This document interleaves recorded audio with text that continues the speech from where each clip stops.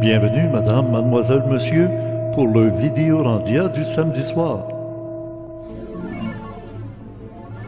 Et oui, comme à chaque semaine, directement de Mont-Saint-Hilaire, non loin de Montréal, au Québec, Canada, nous voici de retour pour le Vidéorandia, celui du samedi 12 mars 2022. Et c'est le Vidéorandia numéro 11 pour la 11e semaine de l'année 2022 déjà. Et le 11 en ésotérisme, c'est le nombre d'une porte. 11-11, des portes qui s'ouvrent.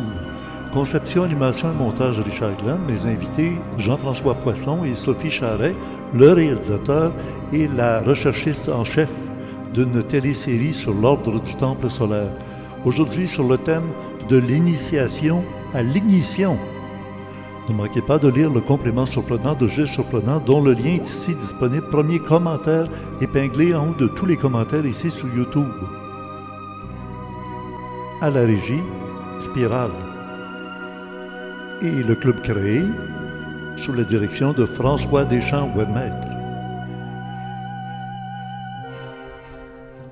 Vous reconnaissez l'endroit? Ben oui, nous étions ici la semaine dernière, lorsque nous avons reçu Dr Guylaine Langto, qui est passé ici son enfance avec sa famille, très heureuse. Bien, cette semaine, on va retoucher des sujets très proches. Vous allez comprendre, c'est très délicat. Le titre de notre rencontre cette semaine, vous l'avez vu, c'est de l'initiation à l'ignition. On veut être initié, puis on risque de finir dans le feu. Ou alors l'inverse.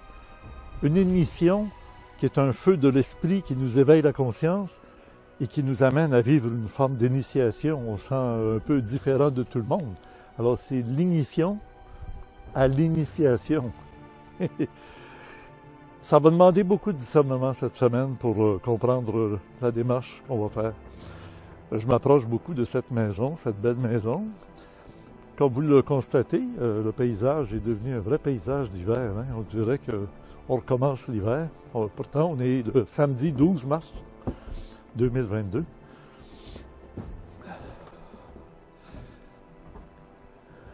Quand on regarde la nature, on s'aperçoit que tout est recouvert d'un linceul blanc. Si on veut être poète, le voile qu'on met sur les cadavres, le linceul du Christ est très connu sous ce terme-là. Eh bien, cette semaine, on va avoir des linceuls sur les cadavres. Du moins, il y en a eu beaucoup à l'époque de la fin de l'OTS, l'ordre du Temple solaire. Oui, vous commencez à comprendre le lien que je peux faire avec Guylaine Langto. Guy, elle vivait ici une belle enfance, avec une famille heureuse, un père qui avait les moyens financiers de lui permettre d'avoir des études dans un collège, puis ensuite de devenir médecin. Bien, cette semaine, on va parler d'un autre médecin, le docteur Luc Jouret, que j'ai rencontré en 1983, dont vous verrez un extrait de la première rencontre que j'ai eue avec le docteur Luc Jouret. Il faut savoir que le document, je l'ai fourni au réalisateur de la télésérie qui dure 6 heures ou presque. Eh bien oui, c'est une télésérie sur l'ordre du Temple solaire. On rencontre le réalisateur et la chef recherchiste qui m'a demandé de participer à cette émission, cette série. Et je l'ai fait de bon cœur et j'en suis très, très satisfait. Par contre, ce n'est qu'un aspect journalistique très factuel. C'est pas un docu-fiction, c'est un documentaire très précis, très franc, très direct. Ça laisse des portes ouvertes à des objets qui pourraient être encore enquêtés. Ils n'ont pas osé prétendre de trouver des réponses à des mystères, des questions que tout le monde se posait il y a 25 ans et qu'on se repose encore aujourd'hui. Alors que, en les recevant dans mon émission d'ésotérisme expérimental, on se permettra d'aller un peu plus loin. Pas tellement eux qui vont s'engager que mes propos et mes questions, et je me fie sur votre bon jugement, votre prise de conscience qu'on est dans une grande, grande société où il y a beaucoup de variétés d'opinions, de genres, de races, de différents intérêts soit religieux, financier, tout le reste.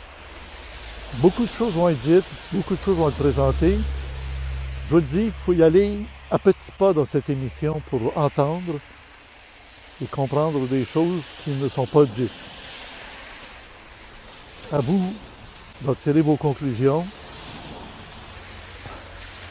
Moi-même, j'ai eu des avertissements de ne pas exagérer dans certaines pistes.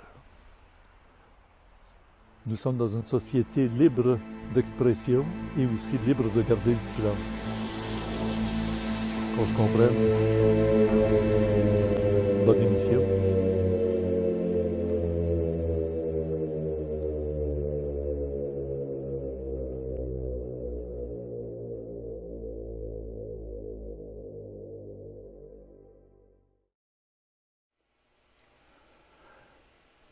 Tout un dossier. 6 heures, il faut le faire. Mais pour en parler, d'ailleurs en parler dans la forme et dans le fond, j'ai pensé rejoindre les créateurs, ceux qui ont pris la responsabilité d'amener cette information au grand public. Alors j'ai nommé d'abord le réalisateur, Jean-François Poisson. Bonjour Jean-François. Bonjour. Et tu es accompagné de Sophie Charret. Sophie Charret. Le titre? Bonjour. Ton titre? Je suis chef recherchiste et co-créatrice de la série. Bravo. On s'était rencontrés, je pense, qu'il y a presque 1 an, hein, quand Oui. vous m'aviez approché, puis tout ça. Ben, finalement, c'est réalisé. Ça a pris quoi? À peu près 1 an, hein? Ça a pris 2 ans en tout faire la série. On a de la misère à croire que c'est sorti. Et bravo. Tous les deux, je dois le dire vraiment publiquement, c'est une série sur les dossiers de l'OTS, alors que j'en ai entendu. Tu t'assois, tu écoutes ça, puis je vous le dis, là, vous saurez à peu près tout. Et il va rester des questionnements. Et c'est encore mieux que d'avoir toujours des réponses, des fois, fabriquées pour pouvoir avoir de l'air spectaculaire. Mais non, c'est ça. C'est les faits. Ça a été fouillé, ça a été présenté. J'en reviens pas la quantité d'intervenants, puis la qualité de vos productions, tant sur le côté scénique, pour moi, les prises de vue avec la petite lumière en arrière, le plan de caméra, l'éclairage feutré et tout, les reportages des gens d'autorité, ils sont tous là, même s'ils sont à la retraite, vous êtes allés les chercher avant qu'ils soient dans leur tombe, là, c'est fameux. Oui, il ne faut pas trop parler de tombe avec l'OTS. Pour les nouveaux, les jeunes, ils ne savent peut-être pas ce qui s'est passé, mais l'Ordre du Temple solaire. C'est beau comme titre, hein? OTS, Ordre du Temple solaire. Ça s'appelle même le mouvement de l'ordre rénové du Temple solaire.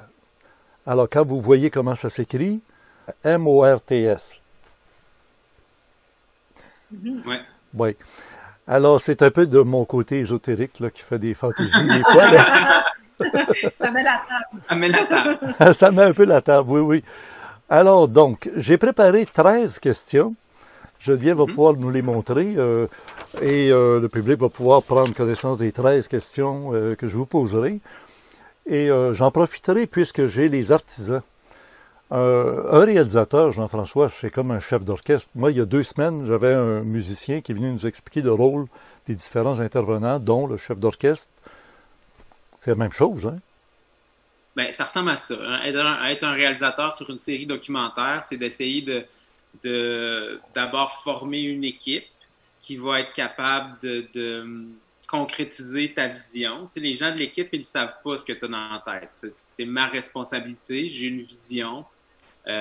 Sophie a une vision de contenu. J'ai une vision de contenu qu'on partage. Moi, j'ai une vision esthétique de ce que je veux, puis aussi en termes de musique, puis d'ambiance, puis tout ça. Moi, c'est mon rôle de véhiculer cette vision-là pour qu'à la fin, ben, le tout, puis la série soit complètement cohérente, que ce soit dans les plans de prise de vue, que ce soit dans la musique, que ce soit dans les évocations, les lumières, tout ça.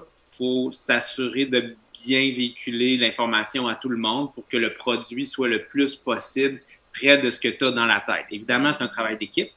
Donc, quand c'est un travail d'équipe, il faut quand même que tu prennes en considération que le produit final va être le produit de toute une équipe. Donc, tu sais, quand le directeur photo apporte des idées, quand Sophie apporte des idées, quand le gars de la musique apporte des idées, ben, c'est à moi après à re-switcher ça dans ma tête, puis à ramener ma vision, puis là, à continuer à évoluer. Tant que c'est pas fini, c'est pas fini. Dans le sens que c'est sûr que ça va jamais être comme je le pensais au départ, mais il faut que je m'assure que ça soit quand même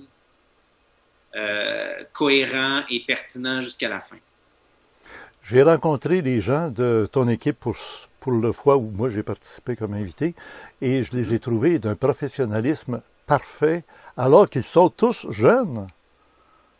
Ils sont jeunes. Je pense que dans le métier de la télévision, on est bon pour avoir l'air jeune. On se garde jeune dans le cœur, mais on n'est pas si jeune. Tu sais, je pense que l'équipe, tu sais, on est tous près de la quarantaine quand même. Quand même, oui, c'est la maturité. Mais même la maturité qui implique de l'expérience. Il y en a vu d'autres. C'est ça, tu es choisi pour ça parce qu'ils sont compétents, ils ont de l'expérience, c'est ça. Exact. Oui, parce que faire une série comme ça prend un type de personne particulier aussi. C'est pas tout le monde qui aime ça, c'est pas tout le monde qui est à l'aise avec des sujets des fois plus délicats. Tu sais, il faut... Est-ce que les sujets peuvent déranger des techniciens? Ben, ces techniciens sont humains comme tout le monde. C'est certain que ces gens-là, ils sont là, c'est eux qui entendent toutes ces histoires-là. Des fois, c'est des histoires tragiques, des fois, c'est des histoires de victimes. Donc, ces personnes-là, oui, elles sont sensibles à ce qui se dit durant les entrevues, autant que moi qui pose des questions, autant que Jean-François qui est là derrière à regarder ce qui se passe, là, c'est certain. Ça arrive que des preneurs de son disent « Ah, je peux pas participer à ce projet-là parce que je me sens pas la force d'entendre les témoignages de victimes pendant toute une saison. » Ça peut arriver quand même. Ben, regarde, on écoute cette série, puis il y a des moments où les larmes nous viennent aux yeux. Hein. Alors j'imagine que celui qui est en face de la personne, qui n'est pas dans un écran de télévision, ça doit le toucher directement, c'est sûr. Alors comme ça, si je comprends, là, Sophie, elle a plutôt le rôle de la trame, le contenu. C'est-à-dire que moi, j'ai le rôle de rassembler les meilleurs protagonistes qui vont s'asseoir devant moi ou devant Jean-François et qui vont raconter leur portion, leur version des faits, leur portion de l'histoire.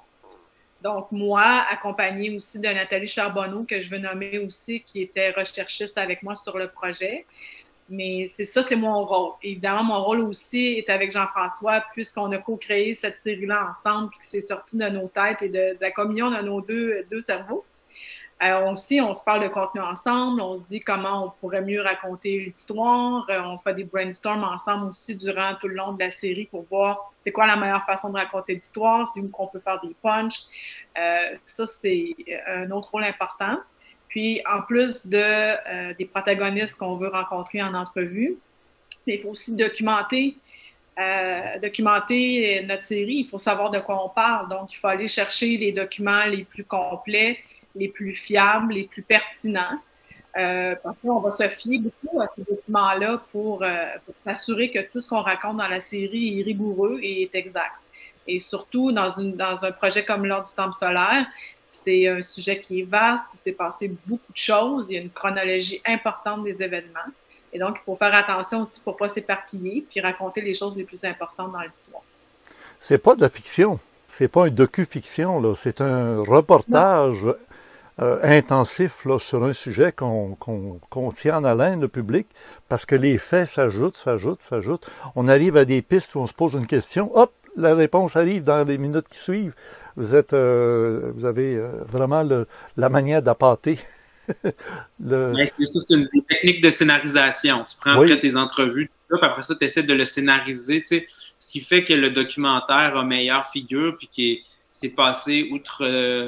tu sais, avant, les documentaires, c'était pour les intellectuels, c'était un peu considéré même comme un peu plate, là.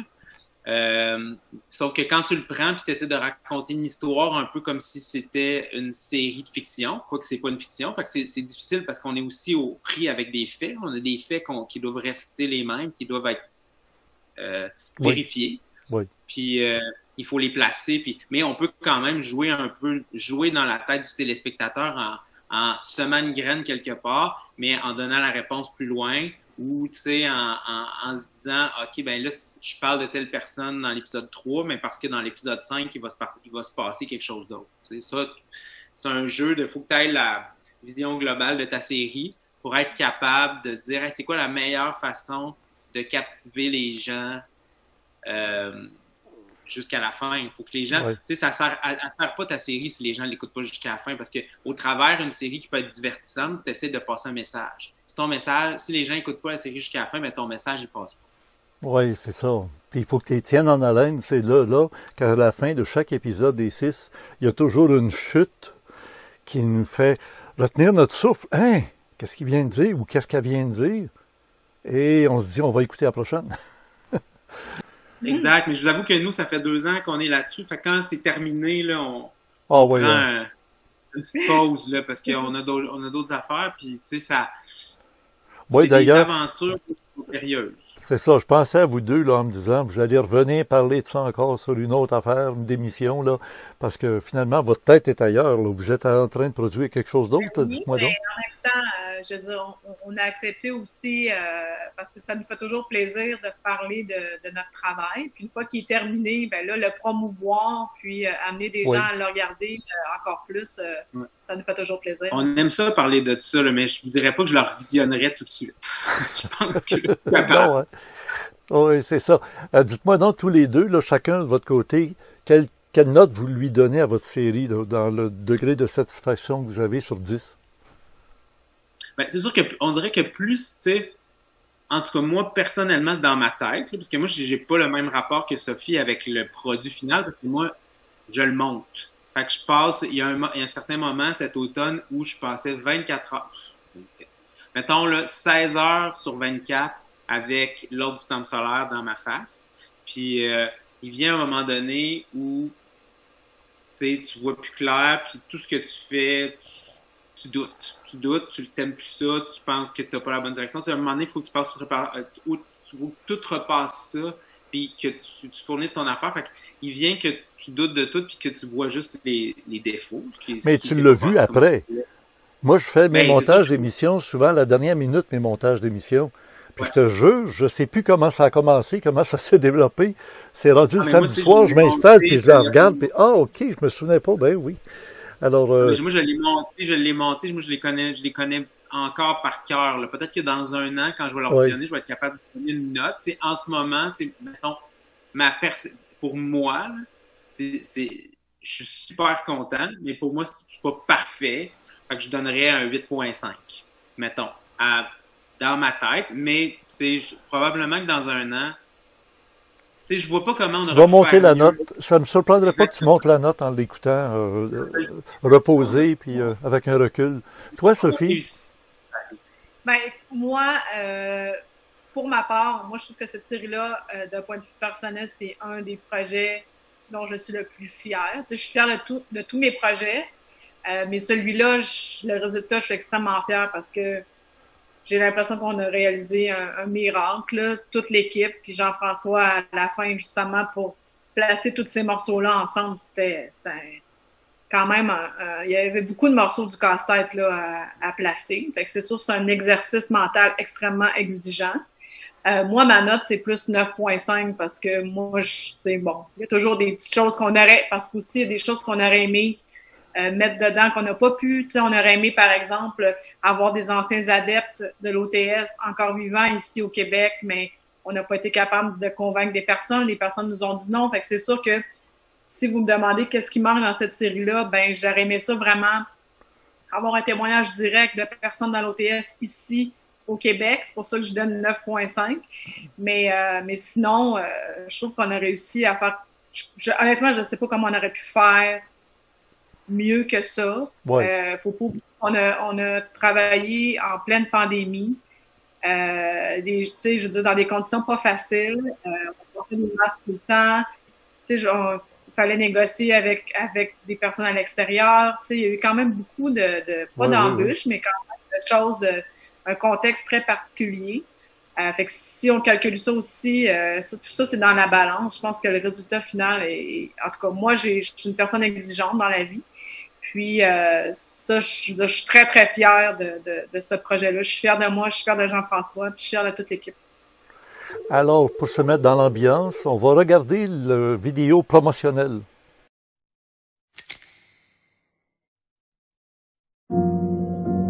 Incendie très, très suspect ce matin à Moore-Heights, au nord de Montréal. Pour la majorité des Québécois, l'ordre du temple solaire était totalement inconnu jusqu'à cette semaine. En entrant, j'ai constaté des traces de sang qui avaient été lavées. Un crime s'était probablement produit. On a découvert cette porte-là et à l'intérieur de la porte, on a découvert la famille du toit. On voit une bâche orange ici. C'est l'endroit où les 2 corps ont été découverts. Le bébé est enveloppé dans du plastique. Il avait été assassiné. C'est une boucherie.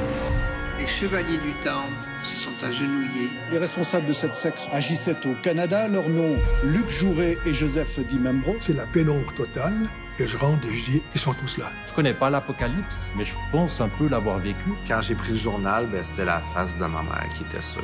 Il a fallu que la police mette un garde devant ma porte parce qu'il y avait plein de journalistes. Tout le monde est arrivé, mes amis.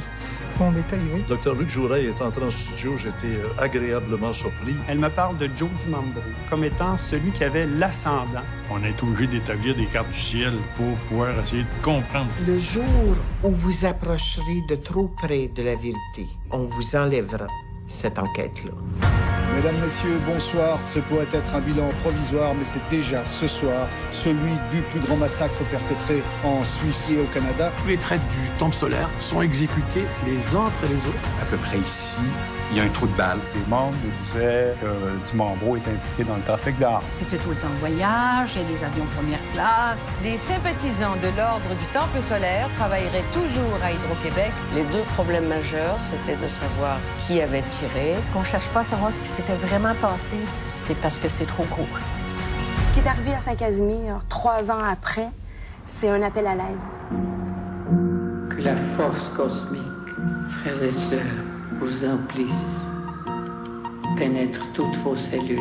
C'est plus fort que la science-fiction, mon cher, quand on entre dans la vérité. Plus fort que la science-fiction. Bien sûr, mais on s'adresse à un public québécois, fait que c'est certain que ça influence le produit final de chaque côté. Exact. C'est comme un angle de vision. Nous, on avait l'angle québécois, fait qu'Hydro-Québec, toute cette affaire-là, ça nous intéresse. Les victimes québécoises, ça nous intéresse. La société, vous autres, vous avez participé à un segment aussi qui démontre un certain pan de la société québécoise, là où l'ésotérisme avait vraiment, était très populaire, il y avait un grand courant, on a voulu aussi expliquer ça. Que le passage où on voit Richard Glenn qui dit lorsque Luc Jouret est entré dans mon studio, j'ai été agréablement surpris. Là, les gens restent en suspens. Glenn, il suivait-tu Jouret? Je vais effacer ça de leur esprit, là. J'ai été agréablement surpris, mais dans le document, on le comprend. C'est pas parce que je voulais embarquer avec lui, là, il m'a pas hypnotisé ou embarqué. C'est que beau bonhomme, intelligent, qui a pas l'air d'un flyer perdu. Tu me suis-tu? Oui, mais comme il y a plusieurs qui le disent aussi, que mis à part Mme Brunner, que Luc était une personne charismatique au départ, mais c'est ça dans la scénaristique des choses. Puis pourquoi c'est important aussi que les gens l'écoutent au complet, c'est parce que ce que vous dites au début, c'est nuancé plus tard. Nous, on ne peut pas tout mettre d'un coup. C'est là où c'est important de garder les gens, parce que là, les gens qui pourraient penser que vous avez un propos pour Luc Jouret vont comprendre plus tard que vous n'avez pas ça. Ben, tu sais, il n'y a pas rien que du noir, il y a des fois du blanc dans un personnage, c'est ça. Exactement. Et puis... c'est pas pour rien que Luc Jouret est arrivé là, dans cette position-là. Il a été un peu choisi pour ça, puis ses qualités physiques et intellectuelles ont servi... On servait à l'ETS, ça, c'est bien évident.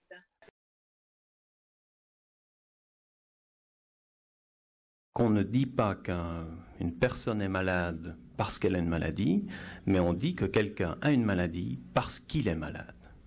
Le « il » étant donc l'expression impersonnelle de l'entité individuelle que chacun d'entre nous est, avec son histoire, avec une expression héréditaire, avec une expression miasmatique, on y viendra tout à l'heure, qui lui est tout à fait propre. Et que par conséquent, d'emblée, on se met en opposition, non pas, je ne suis pas ici pour lancer une attaque, disons, contre la formation que j'ai reçue, puisqu'elle me sert en tant que base logique de raisonnement. Je ne suis pas du tout ici pour décrier les médecines qui existent, parce que je crois que chaque médecine a, dans sa fonction propre, un mode d'approche qui convient à un certain nombre de patients. L'allopathie a sa raison d'être, mais il est clair qu'aujourd'hui, face à l'énormité des dépenses en matière médicale de sécurité sociale, quand on pense que dans un pays comme la France, on atteint aujourd'hui entre 300 et 400 milliards de francs lourds pour la sécurité sociale, je dis non, c'est un luxe que nous ne pouvons plus nous permettre face à un tiers-monde qui souffre, à un tiers-monde qui est démuni des choses les plus élémentaires, alors que grâce à l'homéopathie, par exemple, et là, j'en ai fait l'expérience, puisque ma formation était faite dans le monde entier. Nous étions capables, par exemple, en Inde, il y a encore 2 ans, de soigner jusqu'à 40 000 personnes par semaine dans 80 dispensaires. Nous étions plusieurs homéopathes pour l'équivalent de 150 francs français par semaine. C'est vous dire qu'il y a là des rapports proportionnels dans les... je dirais, dans les rapports financiers vis-à-vis de certaines sociétés qui vont du tout ou rien, et qui font que l'homéopathie est une médecine qui est décriée par la majorité des autorités médicales qui n'en connaissent absolument pas les fonctions, les modalités d'application primo, et qui est décriée parce qu'il est certain que nous mettons en branle un processus de remise en question d'un certain nombre de normes établies.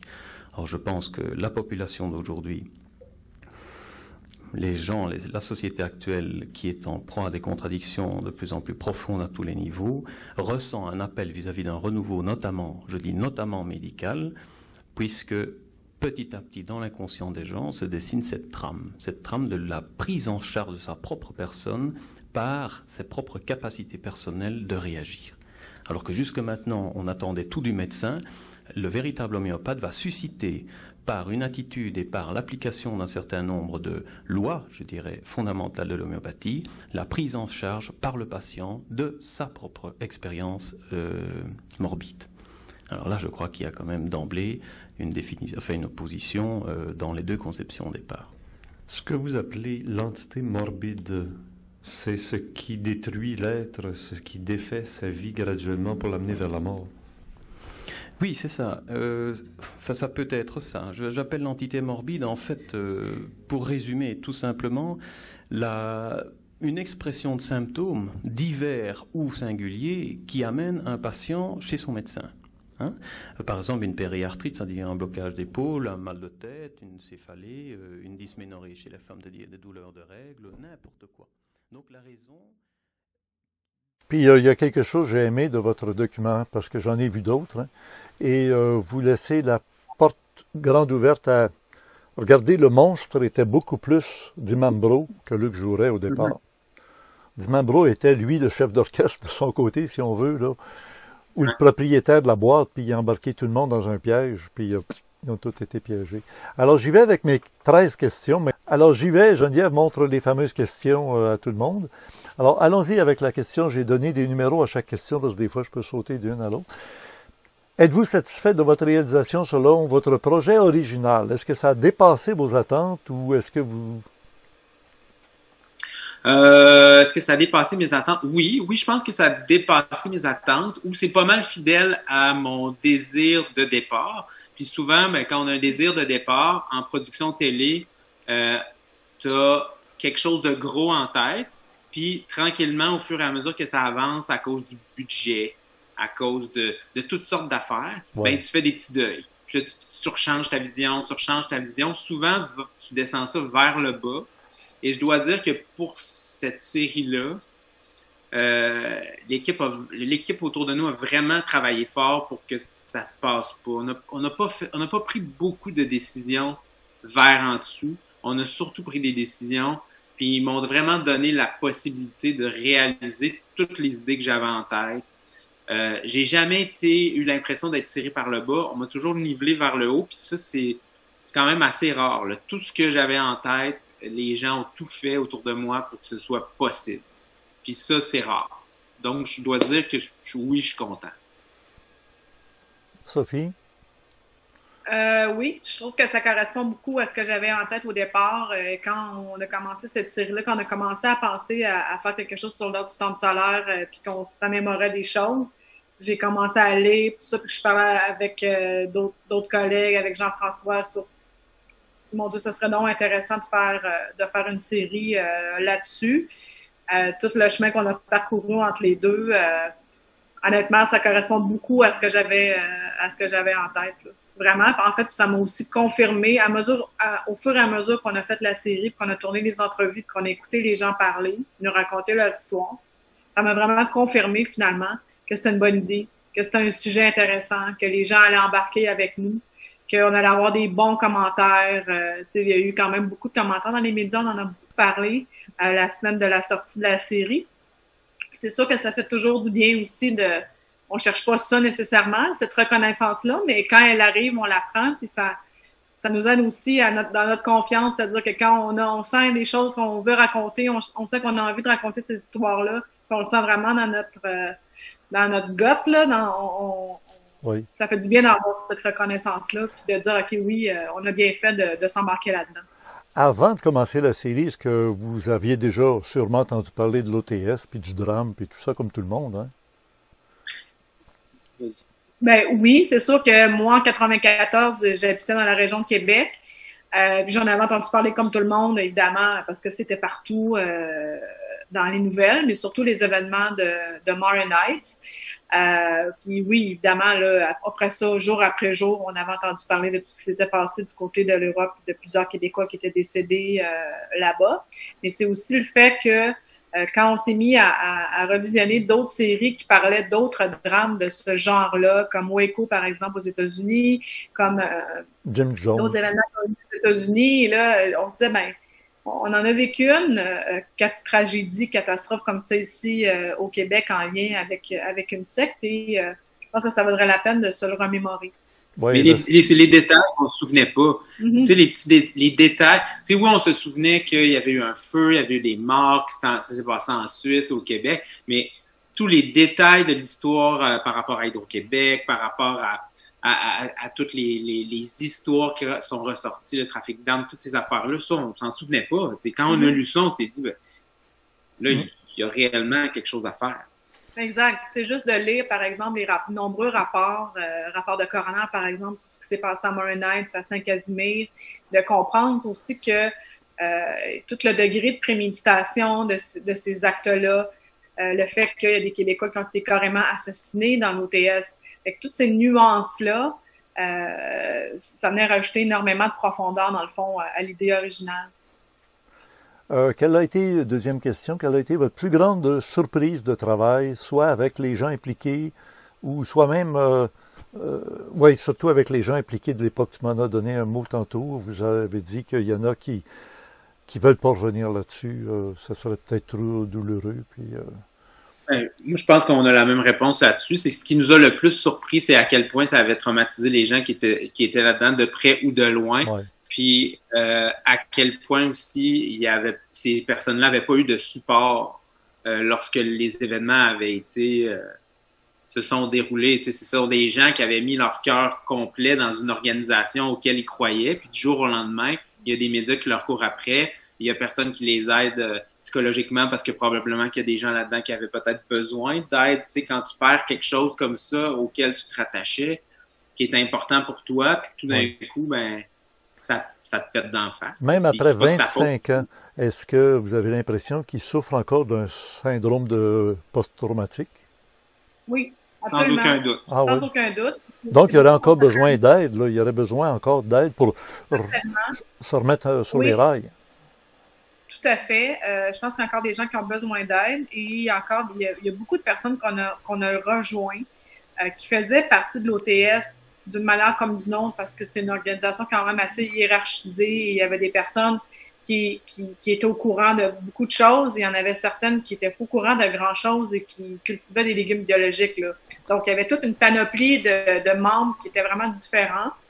Et mais quand on parlait avec ces gens-là, tu sais, premièrement, ils étaient extrêmement surpris qu'on ait leur nom et se demandaient comment on avait réussi à l'avoir.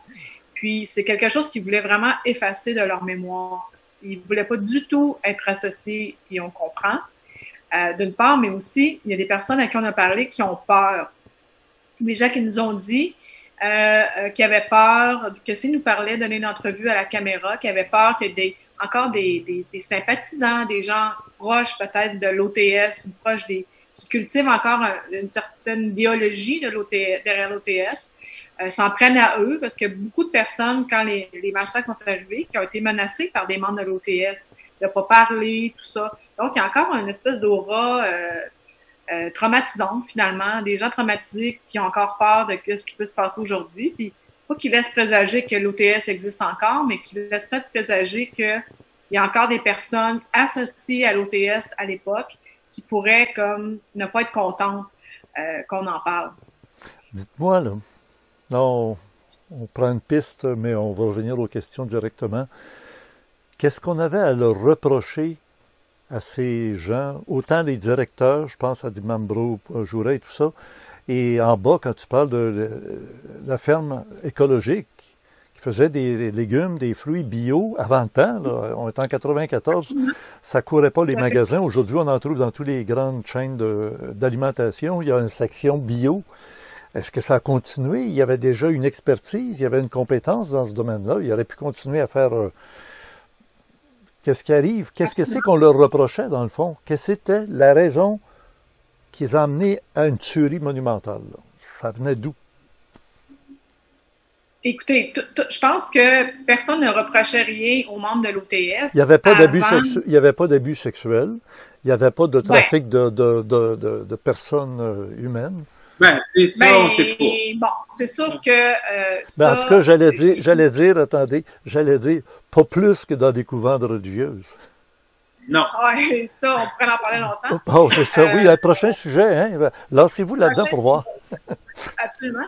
Oui. Mais c'est sûr que l'OTS, on leur reprochait rien, dans le fond, jusqu'à temps que Jouret, Binet, Delorme soient accusés de posséder une arme de trafic d'armes en 93. On n'avait jamais entendu vraiment parler de l'OTS, c'était sous le radar.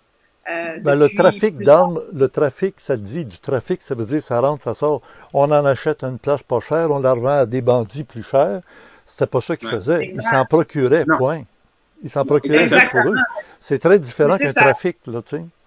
Ouais. Ça a comme, évidemment, levé un drapeau rouge et là, on s'est mis, là, les journalistes, les gens en général se sont intéressés davantage des gens qui veulent avoir en marge de la société, qui se sentent mal vus, ils sentent le besoin de se protéger. C'est pas nécessairement des autorités, de la police. Ils n'ont pas peur de la police puis des autorités tant que ça reste dans le raisonnable. Mais ça peut être des fous qui disent « Hey, c'est quoi ces malades-là? » Tu sais, les bérets blancs, à un moment donné, ils sont allés se cacher à Rougemont parce que ils se sentaient menacés par le public, par du monde, là, tu sais.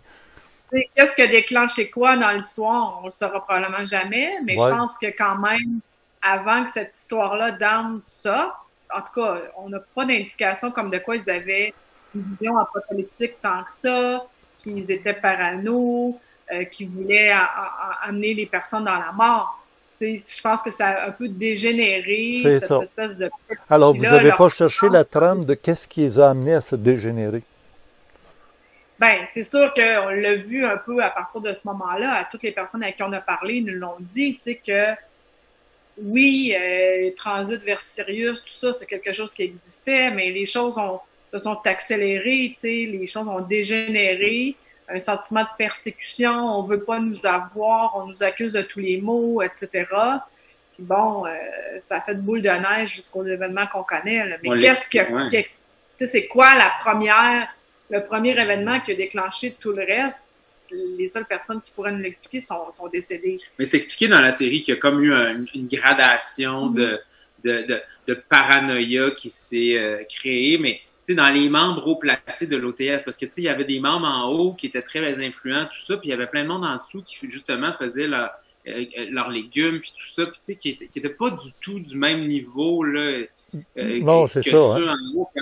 C'est ça, il faut départager. Tous les membres de l'OTS n'étaient pas endoctrinés au même niveau. Puis à un moment donné, ben, il y a la paranoïa s'est emparée de Dimambro et de Jouret. Ils ont embarqué du monde là-dedans. Ils ont paranoïé parce que Waco se sont partis. Ils ont paranoïé parce qu'au Québec, on les a mis sous écoute. Ils ont déménagé. Il y a des gens qui ont sous-entendu que Dimambro était malade, mais ça, c'est pas prouvé. Puis il y a plein de choses comme ça qui nous donne certains morceaux du casse-tête. Pourquoi à ce moment-là, puis tout ça, je pense qu'on ne le saura jamais. On leur a mis sur le dos qu'il y avait peut-être une fortune, puis qu'ils ont caché une fortune, puis finalement, les conclusions, il n'y avait pas de fortune. Non, il y a beaucoup de spéculation, puis vous dites que est-ce qu'on les accusait d'abus sexuels?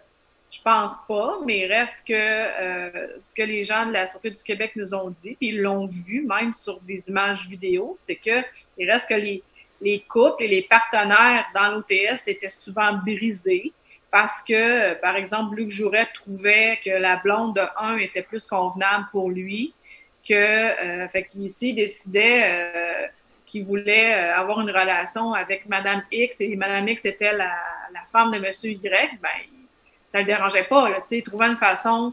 Fait que finalement, moi, personnellement, je considère que c'est une forme d'abus au sens où, si à un moment donné, tout le monde se passe, entre guillemets, les femmes de certains membres dans le groupe.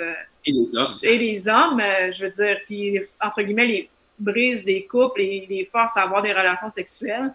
Je pense que ça rentre dans la définition des abus sexuels, mais c'est pas ça qui est sorti publiquement parce que ça a sorti. Il y avait tellement d'autres choses qui étaient aussi importantes que c'est devenu secondaire, mais les gens nous l'ont dit quand même que c'était une pratique qui était quand même courante dans l'OTS. Mm-hmm. Mm-hmm. Il n'y avait pas d'histoire de pédophilie? Non. Pas qu'on sache. Pas qu'on sache, mais mettons que si on avait creusé plus, potentiellement qu'on aurait peut-être pu trouver. Oui, mais attention, justement. Oui, c'est ça. Honnêtement, s'il y en a. Il faut faire attention. On ne peut pas dire n'importe quoi là-dessus. Oui, les apôtres de l'amour infini, ça a sorti. Ça n'a pas été long. Exactement. Fait que quand il y en a, il y en a. Oui, il y en a. Mais quand il n'y en a pas ou que c'est peut-être, on est aussi bien de tenir. C'est ça. Il faut toujours quand même faire attention parce qu'on entend toujours plein de choses. C'est parce que je dois vous dire, la semaine dernière, mon invité, c'était Dr. Guylaine Langto, médecin, qui a été chassé du Collège des médecins parce qu'elle a prôné la désobéissance civile en arrêtant de payer vos taxes et vos impôts. Parce que ça s'en va pour l'armée, puis ça s'en va dans les poches de multimilliardaires qui sont les banquiers, qui sont des étrangers, alors que les taux d'intérêt qui augmentent, ça s'en va pas pour le peuple. La Banque du Canada n'appartient pas aux Canadiens, elle appartient à des entreprises privées, là, à côté de compagnies. Alors, elle, qui a œuvré depuis une trentaine d'années, qui a écrit un livre qui s'appelle « La mafia médicale », son père était pharmacien, imaginez. Mais elle a sorti tous les scandales qu'il y a derrière ça, et incluant les fameuses vaccinations imposées dans une société. Alors, vous voyez là qu'on est déjà dans le germe de quelque chose là qui pourrait déraper. La madame... Mais nous, on est pour la vaccination, par exemple. Oui, mais la madame s'est retirée. Elle n'a pas créé une communauté, mais ses messages continuaient à être diffusés. L'émission Enquête de Radio-Canada, il y a 2 semaines, a fait tabac avec ça, en disant, attendez, elle continue à faire des conférences, puis c'est ci, puis c'est ça. Parce qu'on est dans un moment périlleux dans notre société. On se rend bien compte qu'il y a des gens qui se sont sentis obligés d'être vaccinés. C'est un viol quand tu rentres quelque chose dans le corps de quelqu'un, c'est sa volonté. Tu crées des conditions que si elle ne l'accepte pas, elle perd son emploi, puis ça a séparé des... On parlait de divorce ou de ménage séparé. Vous comprenez, l'acuité de votre document arrive pile poil sur un moment de réflexion. Pour moi, je trouve que c'était génial parce que vous l'avez fait extrêmement honnêtement. Mais vous êtes resté sur la piste de l'atterrissage des 747. Mais les petits avions qui font du trafic, eux autres, là, ils sont dans le bois, puis ils atterrissent sur des lacs, puis ils atterrissent dans des petites places. Tu te dis, qu'est-ce qu'ils font, eux autres? Ben, ils en font des affaires. Puis ces gens-là qui se sont retirés d'un canton de l'Est, ou ailleurs dans les Laurentides, à Montronite, tu sais, ils font des affaires. Puis des fois, ça peut fissurer notre équilibre social en se disant, je pense comme eux autres, je vais aller les retrouver. Alors là, ça commence à devenir une secte. Et ça peut débouler à un drame comme celui de l'OTS. Exact, parce que c'est ça aussi qui nous intéressait dans l'histoire de l'OTS, c'est le phénomène de l'endoctrinement. Tu sais, comment ça se passe, l'endoctrinement, comment des personnes intelligentes, normales, qui n'ont pas de problème particulier, plus que d'autres, embarquent dans ça et ils sont endoctrinés tranquillement lentement mais sûrement, et puis ils sont amenés à commettre des gestes qu'ils n'auraient pas commis s'ils avaient été en dehors de la secte. Et en même temps, il y a des gens aussi dans l'OTS qui avaient des problèmes importants. Mais c'était pas que ça, mais il y a des personnes dans l'OTS qui avaient des problèmes de toxicomanie importants, tout ça, tu sais, Madame Bellaton, Joël Égard, tout ça, c'est des personnes qui avaient des problèmes de toxicomanie qui ont été récupérées d'une certaine façon. Et exploitées. Et exploitées et abusées. C'est ça. Donc, mais en même temps, ces gens-là ont trouvé peut-être certain réconfort à être dans ce groupe-là aussi, tu sais. C'est pour ça aussi que c'est difficile de juger du comportement des gens, même si on leur dit de faire attention, mais ultimement, quand un adulte accepte de son plein gré de joindre un mouvement et de suivre les règles, puis à la limite de suivre les règles jusque-là, ben, c'est difficile de contrecarrer ça, là. Avez-vous été obligé, question numéro 3, avez-vous été obligé de retirer des éléments dans vos travaux? Et si oui, avez-vous une idée des raisons pour lesquelles vous n'auriez pas pu utiliser certaines interventions, certaines paroles dites par des invités ou des gens qui sont venus s'exprimer devant la caméra? Non? Non, on n'a pas besoin de... On n'a rien eu besoin de couper. De toute façon, tu sais, nous, c'est sûr qu'on fait des choix là, de scénarisation. C'est sûr qu'il y a beaucoup de choses en 6 heures, c'est long, mais c'est pas long. Fait qu'on fait des choix pour faire avancer l'histoire. Puis c'est sûr que, tu sais, des fois, ça déborde au-delà de l'OTS. Il faut choisir jusqu'où on va, mais on s'est pas fait du tout censurer rien. Vraiment, on allait là où on voulait. Puis tu sais, nous, on essaie d'apporter une certaine nuance. Mais c'est sûr que dans le montage, il y a un point de vue, probablement mon point de vue, celui de Sophie qui se dégage tranquillement, même si on essaie de faire ça nuancé, mais il n'y a personne qui nous a demandé d'enlever. Vous deux, il n'y a jamais eu de discussion enflammée pour dire, attends un peu, là, oui, il faut qu'on l'entende, il faut qu'on dise, il faut que le monde entende ça. Ça arrive. Elle rougit un peu, là. Ben, il y a des discussions enflammées. Ouais. Je sais pas. Ça dépend. Hey, Sophie, t'as rougi. Sophie, t'as rougi un peu. J'ai rougi, ouais, mais j'essaie de me rappeler parce qu'on a souvent des discussions enflammées n'étant pas nécessairement négatives, là. Non. Des personnes passionnées, puis on s'emporte, puis tout ça, mais honnêtement, je me souviens pas, parce qu'à un moment donné aussi, la réalité des choses, c'est qu'on a un temps limité pour faire une série, puis même si on aurait aimé avoir telle ou telle personne, il reste que c'est des personnes qui acceptent aussi, puis qui en font partie, donc non, on s'est très bien entendu quand même de ce côté-là. La 4e question, y aurait-il encore des éléments de recherche ou de divulgation que vous, un peu comme quand on joue dans une caverne, là? J'ai été, moi, spéléologue dans la caverne La Flèche, dans Gatineau. On arrivait sur des... Hey, il y a un nouveau tunnel. On y va dessus ou on y va pas? Oh, il est trop petit, oh, il descend, on va avoir la tête par en bas. Bon, on décide de pas y aller. Y a-t-il des pistes que vous avez grattées, puis vous avez dit, oh non, si on s'embarque là-dedans, là, on ne sait pas où ça va nous amener, là? Ben, il y a des choses, tu sais, par exemple, on savait que... Ben, évidemment, M. Pierre Tourangeau a fait beaucoup de travail d'enquête sur l'OTS, et notamment avait découvert qu'il y a eu beaucoup de transactions immobilières du côté de maisons dans les Laurentides, entre certains membres et tout ça, puis qu'il y aurait eu des comptes bancaires à Ottawa où est-ce que du membre avait une maison. Fait que toute l'espèce de filière un peu de transactions immobilières, de comptes bancaires dans lesquels il y aurait eu beaucoup d'argent, tout ça, soit au Québec ou à l'étranger, même si on savait que ça existait, à la limite, il y avait des preuves. On n'a pas pu aller là-dedans. On n'avait pas assez de... Et tout le monde a le droit de faire des transactions bancaires puis des transactions immobilières. C'est rien d'illégal. Absolument, mais bon, il reste que... C'est une façon de faire qui est douteuse. Oui, exact. On aurait pu en parler, mais on a choisi de ne pas le faire.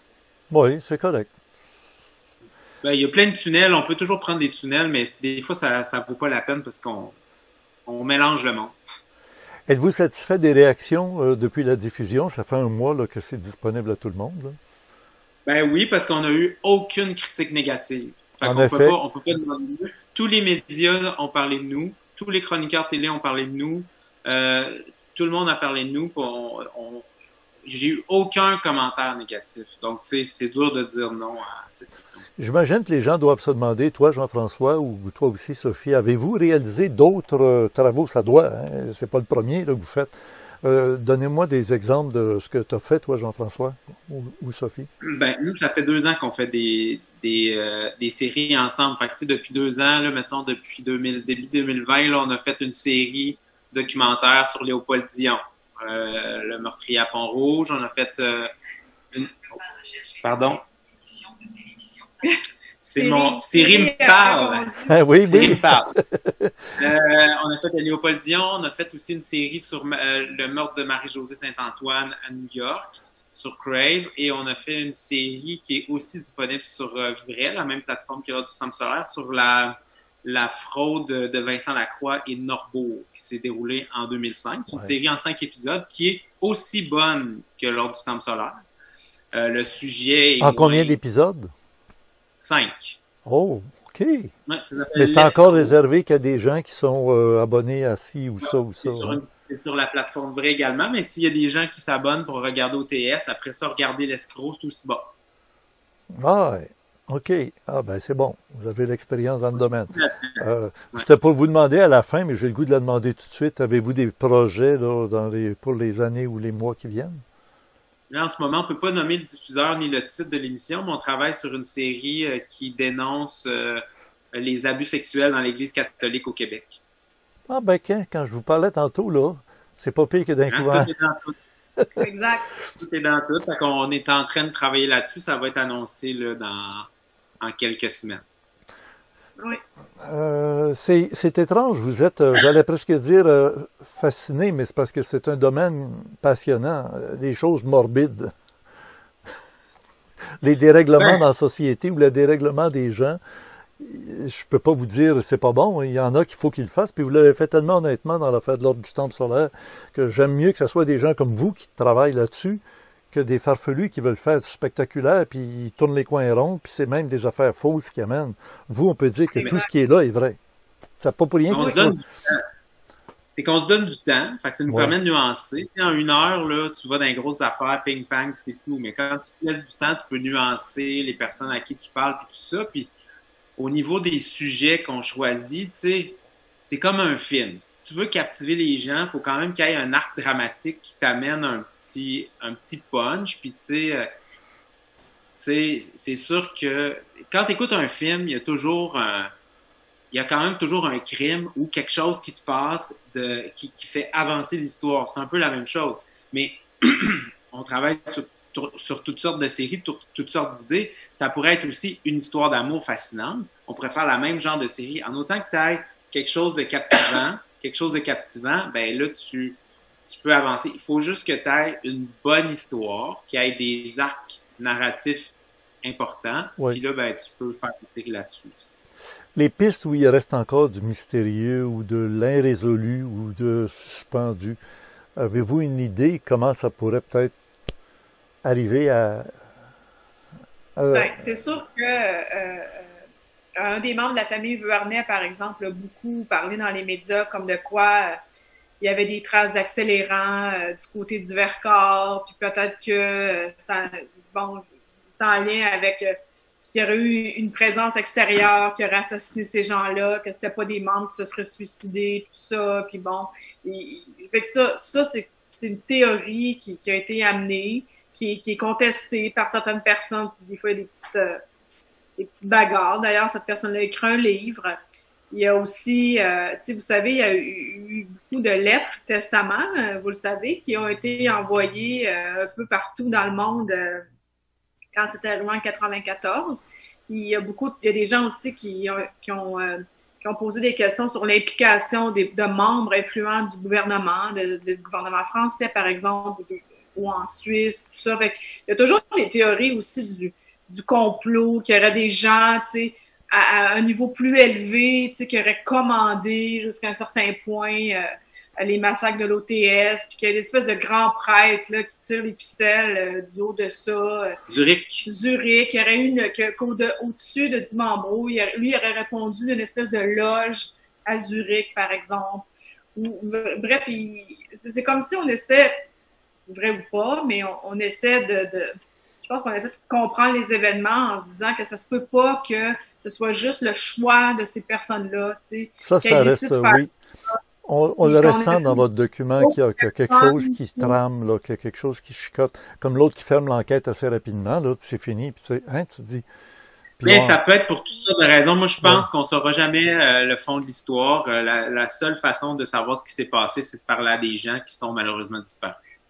Parce que c'est les seuls qui ont les vraies réponses. Ouais. Après, on peut faire toutes sortes de déductions. On peut penser que M. Pilaire a arrêté l'enquête parce qu'il y avait des ficelles en haut, mais c'est peut-être aussi pour d'autres raisons. Lui, il donne d'autres raisons. Donc, tu sais, après, la vérité là-dedans, c'est quand même dur à dire. Ça va toujours rester des suppositions. Ce que je ressens dans vos propos, c'est que vous êtes encore confortable dans votre vie.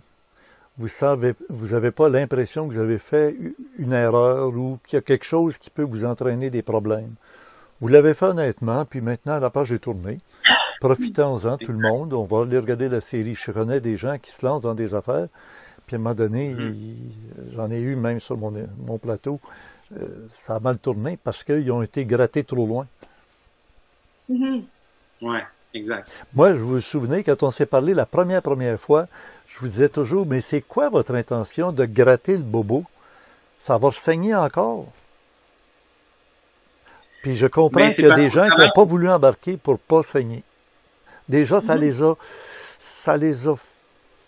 leur a fait un peu d'angoisse ou mal, en se disant, bon, on va encore parler de ça, puis tu sais.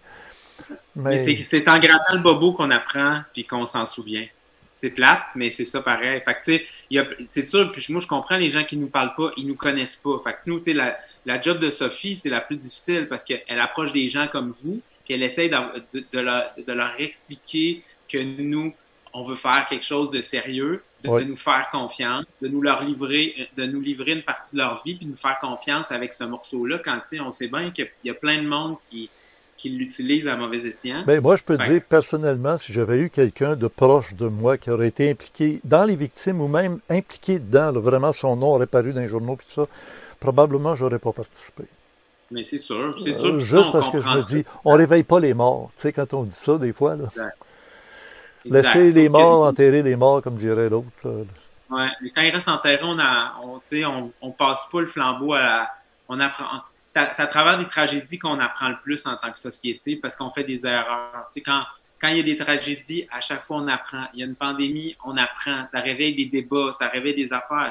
Si les morts restent enterrés et qu'on n'en parle jamais, ben on n'avancera pas. Tu sais. Fait il faut essayer de le faire avec... faut le faire.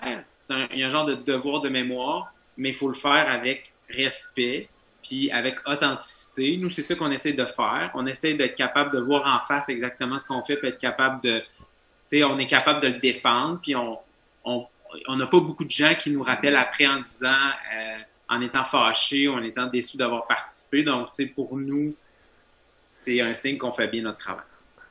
J'ai passé à travers rapidement, là, des autres questions. Il en reste rien que 2. Parce qu'on y a répondu à travers... Ben oui, c'est bon, c'est parfait. Puis ça montre vraiment votre côté humain. Tu sais, on n'a pas l'impression que vous avez un contrat, faire de l'argent, on va faire un show, puis c'est ça. Non, c'était bien... oui. Ça, c'est sûr. Moi, la semaine prochaine... On ferait pas de documentaire si on voudrait de l'argent. Comment vous dites? De l'argent, si on voulait de l'argent, on ne ferait pas des documentaires. Pas dans le documentaire, exact. On le confirme. Oui, c'est ça. Oui, des documentaires sérieux, étayés sur des faits, des choses. C'est pas la fiction de fumisterie. Moi, la semaine prochaine, je vais être dans l'ésotérisme avec des gens où on va continuer l'entrevue qu'on fait ensemble. Et peut-être même on aura des échos de l'émission qu'on fait là pour dire, regarde, ce qu'ils m'ont dit, c'était ça. Puis c'est parfait. Parce que vous savez, je vous ai fourni un témoignage d'une dame qui était l'épouse de quelqu'un de très important dans les enquêtes. Eh bien oui, on va la réentendre la semaine prochaine. Est-ce que vous croyez que tout le scandale autour de l'ordre du Temple solaire contre, si on veut, le mouvement ésotérique spirituel et que la pointe de l'iceberg contre tout ce qui pourrait être dans le monde d'ordre ésotérique ou spirituel, non conforme aux églises conventionnelles? C'est la pointe de l'iceberg, oui, ça c'est à peu près... C'est assez évident? Oui, ça c'est évident. Oui, Maëlle, vous semblez acquiescer énormément. Oui, tout à fait. Et je peux même, si vous voulez, apporter de l'eau à votre moulin, dans la mesure où je sais Je connais, puisque je fais plus ou moins partie d'une association de défense contre ces gens qui attaquent les médecines douces, dont je fais partie, et nous savons que de par le monde, il y a environ 80 pays dans lesquels des associations qui sont là pour nous détruire sont implantées. Ces associations ont des relations liées avec des psychiatres, avec des services secrets, avec des néo-nazis, avec peut-être d'autres ramifications, peut-être de l'ordre de l'Opus Dei, parce qu'en fait, moi j'appelle ça la deuxième Inquisition.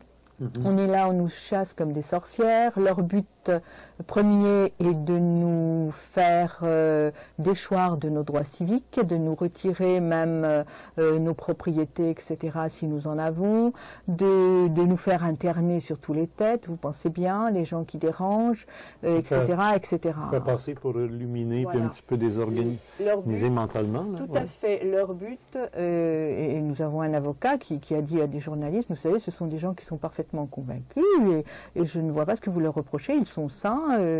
Et alors donc, mon mari a rencontré un médecin qui fait partie de ces gens-là, qui lui dit, vous ne savez pas jusqu'où nous irons. Et moi, j'ai eu des menaces de mort 3 jours après l'affaire de l'OTS, où on m'a dit, c'est avec des gens comme vous que ces gens-là sont morts, on vous aura et on vous détruira tous jusqu'au dernier. J'avais une conférence une demi-heure après, j'ai pas pu la faire, c'est mon mari qui l'a faite. Ça m'a quand même un peu choquée. Et depuis, il est vrai que nous subissons, mon mari et moi, des pressions de l'ordre contrôle fiscal, problème avec le Conseil de l'ordre des médecins, puisque mon mari est médecin. Bon, nous avons 4 contrôles fiscaux et c'est pas fini.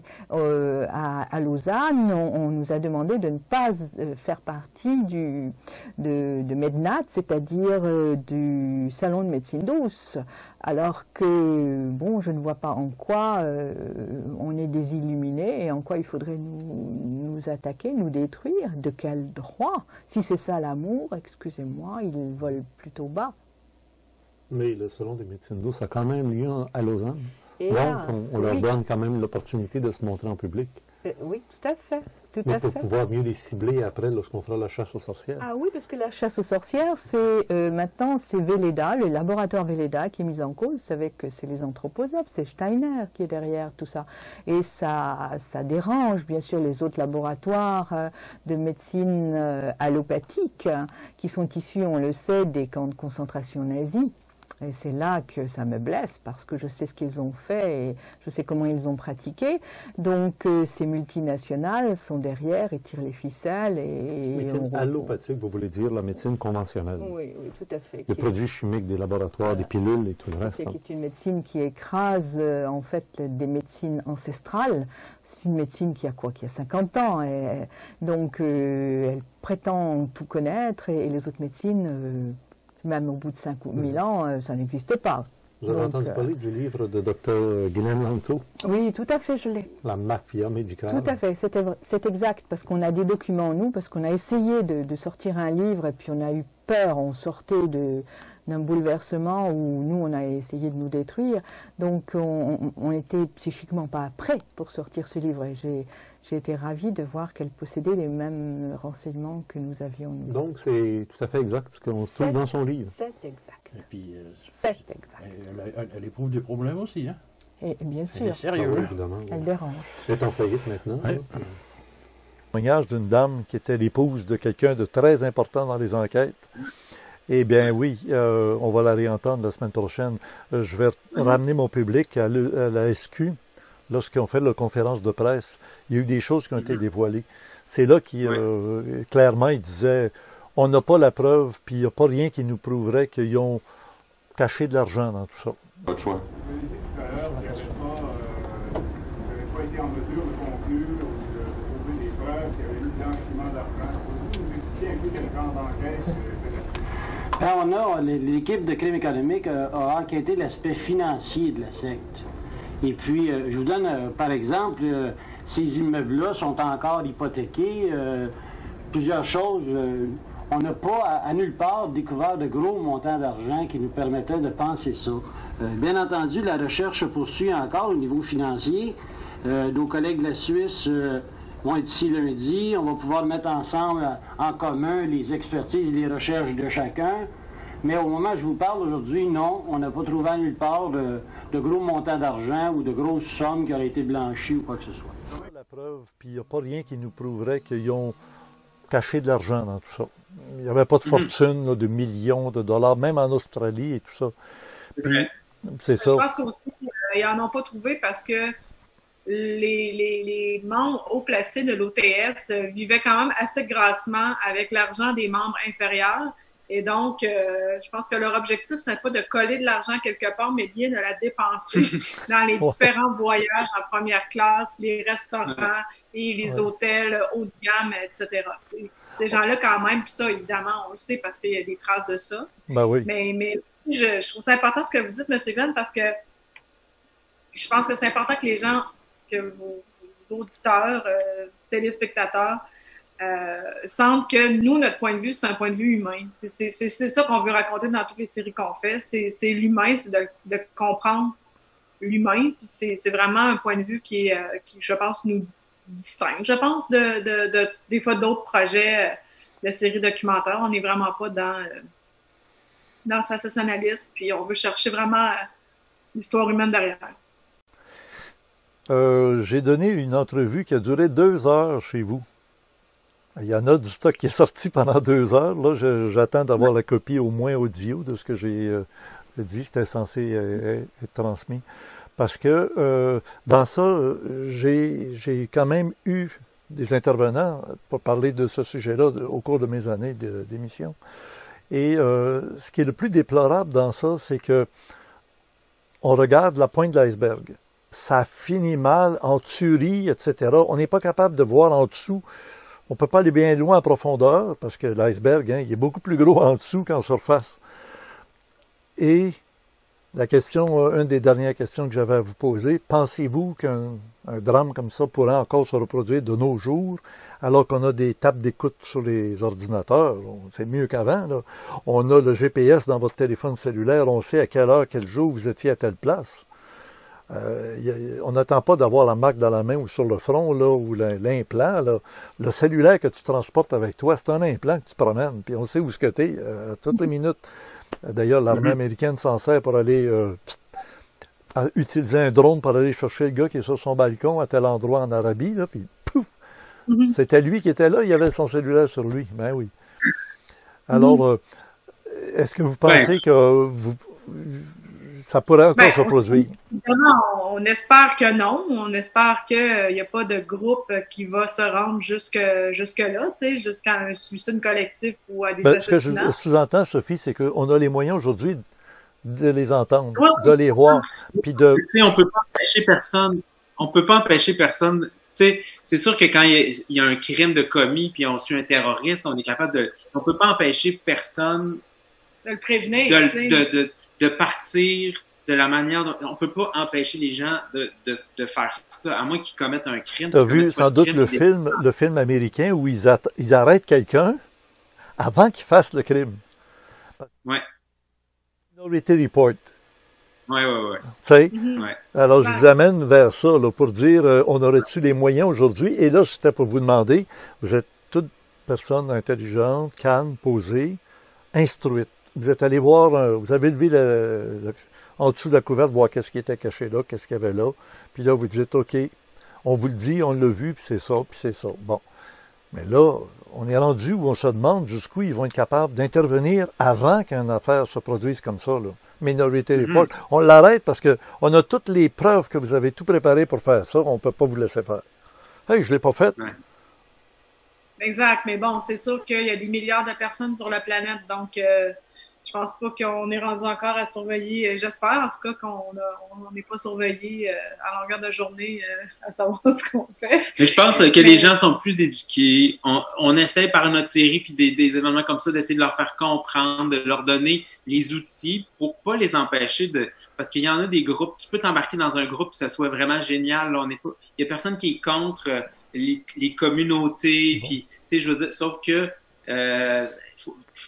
faut pas que ça soit de l'abus de personne. Il faut que tu aies les outils pour essayer de sentir que tu rentres dans quelque chose qui commence à dégénérer. Des gens qui pensent que ton seul bonheur, c'est d'être avec eux, qu'il y a juste eux qui peuvent t'amener à tel endroit ou telle croissance personnelle qui vont t'isoler de ta famille. Ça, c'est pas des comportements qu'on cherche, c'est pas des comportements normaux qui vont amener quelqu'un à améliorer sa vie, là. C'est ça aussi. C'est en fait, on est contre rien. On est contre les dérives. Mais, on est contre rien, puis tout peut dériver dans la vie. Il y a des dérives, là, dans tout. Mais il faut donner les armes aux gens contre ces dérives-là pour essayer de les comprendre. Après, je pense que de plus en plus on avance, plus vous avez raison, il y a peut-être des moyens de neutraliser, il y a peut-être plus de groupes aussi de soutien qui aident à neutraliser ceux qui pourraient, je pense pas qu'il y en a beaucoup, mais ceux qui pourraient vouloir aller à un extrême comme celui de l'ordre du temple solaire. Mais il n'y en a pas eu depuis beaucoup, en tout cas pas à ce que je sache. Donc, il n'y en a pas eu tant que ça. Il n'y en a pas eu, en fait, il n'y en a pas eu. Je ne sais pas si vous le voyez, là, Utopie. Bon, ben ça, c'est mon dada depuis le début de l'année 2022. Dans mes émissions, on revient à l'utopie à chaque fois. Une utopie, c'est imaginaire, c'est le rêve idéal. C'est toujours quelque chose d'un idéal positif. Ça devient une dystopie quand ça se dérègle tout. Ça finit comme l'ordre du temple solaire. Alors que moi, j'ai connu Jouret au départ, il y avait une utopie. Tu sais, la femme biologique, c'était bien avant son temps, puis c'était excellent. Bon, alors là, on parle des conséquences de choc post-traumatique à des gens qui ont vécu le drame. Mais s'il y a eu des gens intelligents, comme vous avez dit, qui sont entrés dans ces mouvements qu'on appelle sectaires, ce qui veut dire sectaire qui a donné le mot sécateur, ça veut dire qui coupent comme des ciseaux, qui se coupent de la société. C'est des gens intelligents, c'est des gens capables. Je pense que c'est Jean-François qui a passé à Radio-Canada une entrevue à la radio de Radio-Canada le matin, et j'ai adoré ta réplique quand tu as dit « Oui, mais c'est des gens qui font du matin au soir au travail, au bureau. Ils ont une performance professionnelle, ils ont une reconnaissance sociale professionnelle, mais en dehors de leur heure de travail, ils se retrouvent chez eux. Ils ont peut-être un idéal, ces gars-là, ces femmes-là. Puis là, ben, ils vont chercher un exutoire quelque part. L'autre peut aller faire du curling puis devenir un champion olympique de curling. Ben, il s'imagine, en tout cas, même s'il ne l'est pas. Mais au moins, il y a une utopie de se voir peut-être un jour, il joue au curling. Mais l'autre, c'est pas ça qu'il cherche. C'est quelque chose de plus spirituel, plus philosophique, plus high, tu sais, à un niveau plus haut. Exact. Puis ça s'adresse aussi, tu sais, l'intellect, c'est une chose, mais ça s'adresse au côté émotionnel, irrationnel, instinctif de l'être humain. Ah oui, il ne faut pas avoir peur des mots, c'est ça, oui. C'est comme de convaincre quelqu'un qui est en amour, qui n'est pas en amour. Ou convaincre quelqu'un de quitter une personne qui lui fait du mal. Ben, c'est pas simple là, de faire ça, mais c'est un peu la même chose, tu sais. Je veux dire, ça n'a rien à voir avec le fait que cette personne-là est capable de monter jusqu'à 10. Je veux dire, ça a à voir avec les émotions, l'instinct, l'intuition. Et ça, c'est ça, là. C'est plus dur c'est plus complexe qu'on pense. Beaucoup plus complexe qu'on pense. C'est la nature humaine, hein? C'est la nature humaine, puis il faut faire attention, tu sais, de ne pas juger ces gens-là. Évidemment, il y a des gens qui vont tomber dans certaines choses puis pas dans d'autres. Est-ce que tout le monde peut tomber dans une secte? Je ne pense pas, mais il y a beaucoup de monde qui peuvent tomber dans différentes choses dépendamment d'un moment de leur vie. Ils peuvent tomber dans l'alcool, la drogue, le sexe, le sport, le travail. Je veux dire, on peut en nommer plein des dépendances ou plein de choses qui peuvent te faire dériver, alors que, dans le fond, tu essaies juste de combler des fois des carences ou des blessures, tu sais, qui sont là puis que tu n'as pas envie d'aller gratter. Mais il faut faire attention de ne pas juger ces gens-là. Il ne faudrait pas vous perdre parce que vous avez des compétences vraiment bonnes. Puis un beau duo. Je suis content de vous avoir tous les deux en même temps. Ben merci. Merci beaucoup de votre intérêt. Ça nous a fait plaisir. Oui. Puis mon public, ben il pourrait écrire à TVA pour demander de voir la série éventuellement à la télévision. Quel est le titre? Sinon, vous pouvez si vous êtes abonné de Elix, vous avez le droit à avoir la plateforme vraie gratuitement pendant 3 mois. Donc, informez-vous auprès de votre câbleau distributeur. Si les gens ils ont Elix, ils ne savent pas qu'ils ont accès à la plateforme vraie gratuitement pendant 3 mois. Fait que ça vaut la peine juste pour aller jeter un œil et écouter la série gratuitement. Les gens qui ont Elix. Sinon, on peut s'abonner à l'application Cube pour voir la série. Sinon, on peut attendre un peu puis probablement que ça va jouer à la télé. Un peu, peut-être quelques mois, là. Plusieurs mois, même. Oui, c'est ça. C'est sûr qu'ils vont laisser mousser un peu la plateforme. C'est un peu comme du Netflix. Un coup que la série, c'est ça. Un coup que la série est là, t'as pas besoin d'attendre la semaine prochaine, mardi, puis l'autre mardi. Non. Tu regardes. Tout d'un coup. C'est ça, oui. Yes. Ben, merci beaucoup tous les deux. Et au plaisir de vous revoir. Puis, gênez-vous pas si vous avez des sujets, là. J'ai senti que vous étiez sur une piste. J'aurais des choses à vous dire, comme on avait fait la première fois, là. Ad lib, blam, blam, blam. Puis après ça, vous ramassez, vous prenez ou vous mettez de côté. Oui. Alors, je me retourne vers mon public en regardant la terre là-bas. Là. Alors, tout le monde a compris, c'est une belle rencontre. C'était glissant. Périlleux pour nos deux invités de s'exprimer sur des sujets où il faut faire attention parce qu'il y a encore une façon de penser dans notre monde, je dirais pas moyenâgeuse, surtout pas. On a compris qu'avec la technologie moderne, on peut plus rien ne leur est impossible. Alors, hein?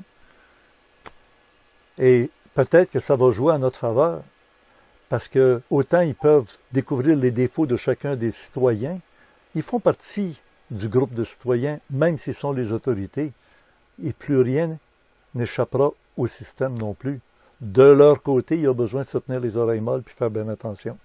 Parce que maintenant, tout va être vu et tout va être su, comme il disait dans les textes prophétiques. Un jour, plus rien ne sera caché. Bien, merci tout le monde. Bonne semaine. Et ça se continue la semaine prochaine. On va continuer à voir des choses. J'ai pas les droits, de montrer des extraits de la série, là. Pour pas que les gens me disent, écoute, pourquoi? Vous demandez ça à Stéphanie, pas nous autres. Ben oui, c'est ça. Mais ce que j'ai vu ou ce qu'on a vu aujourd'hui, ça fait partie de ce qu'on appelle le vidéo promotionnel. Ça, il n'y a pas de problème, ça fait la promotion. Puis à la fin, on a bien compris qu'est-ce qu'il fallait faire pour voir cette fameuse télésérie. Merci tout le monde, bonne semaine, et Geneviève va lancer le générique, comme à l'habitude. Ben voilà. La communion d'esprit. La communion, c'est ce qui est commun, c'est l'esprit, créateur de l'univers, l'être suprême que nous sommes et qui n'est pas en dehors. Merci. Qui est partout, hein, qui est partout, mais qui est pour chaque créature ou création, qui est à l'intérieur de chaque créature et de chaque création, et non pas la séparation extérieure-intérieure. La ville de Montréal est considérée comme le cœur de l'intelligence artificielle, une renommée mondiale grâce à la participation d'un cerveau biologique qui vit à Montréal. Monsieur Yoshua Bengio, professeur à l'Université de Montréal, il donne beaucoup de conférences et d'entrevues à la télévision pour vulgariser et faire comprendre ce qu'est le sens de l'intelligence artificielle, les progrès en intelligence artificielle et les enjeux sociétaux. Très conscient, monsieur. Il vient de recevoir, imaginez, par la France, l'insigne de chevalier de la Légion d'honneur. Lundi, le 7 mars 2022, même après l'entrevue avec Mme Guy. Voilà, merci de votre attention et surtout merci d'être abonné au Club créé. Pour la salle du mois de février, il y aura un contenu qui sera ajouté très bientôt à partir du 15 mars. Merci de votre patience. J'aimerais bien connaître l'opinion de M. Bengio aux propos tenus dans notre rencontre à cette émission aujourd'hui. On ne sait pas. Un jour peut-être. À la prochaine et au plaisir.